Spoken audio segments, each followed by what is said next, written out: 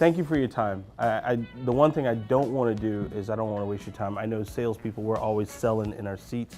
We're selling right now. Someone's saying right now, I got an appointment to go to, I got an order to put in, I got a call to make, I got someone else on the other side of town, right? Right?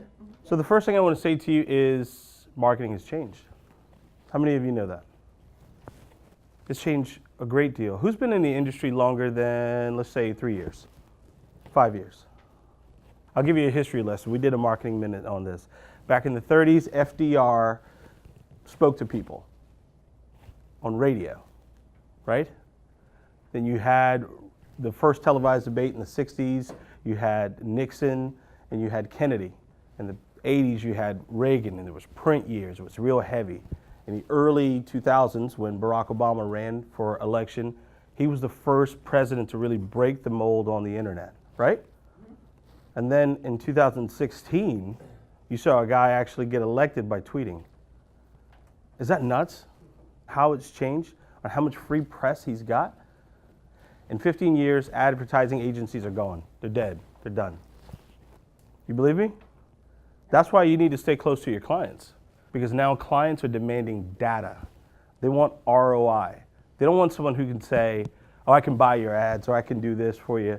They want creative. They want media, they want ROI, they want data. What you'll see happen now, we've seen it now, just in our standpoint, we may work with the client who has someone else handling their media, and we may do creative for people and never touch their media at all.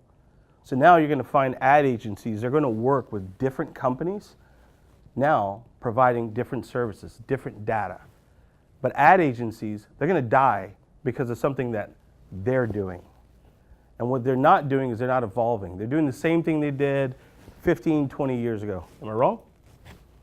They're marketing the same way. They all want to be madmen. But now, you have to separate yourselves.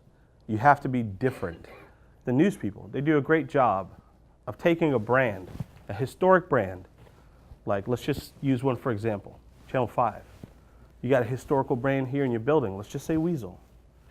Why aren't the people attaching themselves to those brands? Why are you not doing that? To me, it baffles me, because that's what helps separate you, also gets the big brand behind you, by saying I'm Allison with Weasel. Putting out your own Facebook page, your own Twitter page, attaching yourself to that brand so that you can stand out from anything and everyone else in the market. How many ideas actually come from here? How many ideas do you guys put up? How many ideas or success stories do you take to clients? Because folks like me, I've heard it a lot because I used to pitch it, but why not go to clients with success stories versus going to them saying, I moved up in the rankings, 1834. Because some of the local clients, they don't have a clue. They couldn't read ratings if they saw it. If it bit them in the butt, they couldn't do it. So why not go to them with success stories? I took this dealer from 100 units a month to 150 units a month. Do you want to hear the plan that we worked on? Because it works for us. And I don't go in and saying, hey, my name is Eric with this agency. I go in and I say, look, I helped one dealer go from number 3 in his district to number 1 in his district with trucks.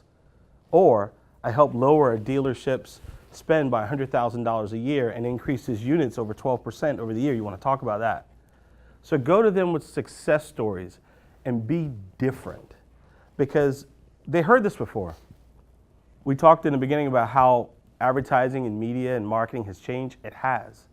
So not only now are we selling against the folks on the other side of the river or the folks in North Charleston, but you're selling against all these mediums. So if you are a marketing consultant, wouldn't it help you to know something about these other mediums and stop selling against yourselves?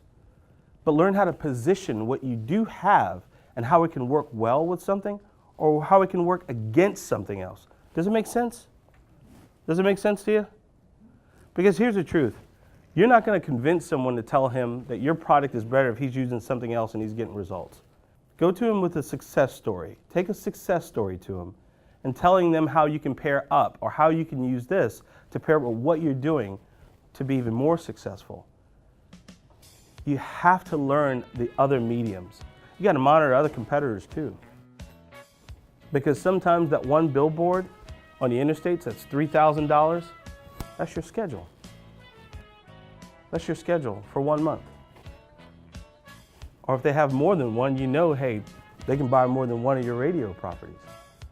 Think about that. Learn the other mediums. I would challenge you to learn the other mediums. It's very important, because if not, you're just a radio guy going out instead of the real, true consultant.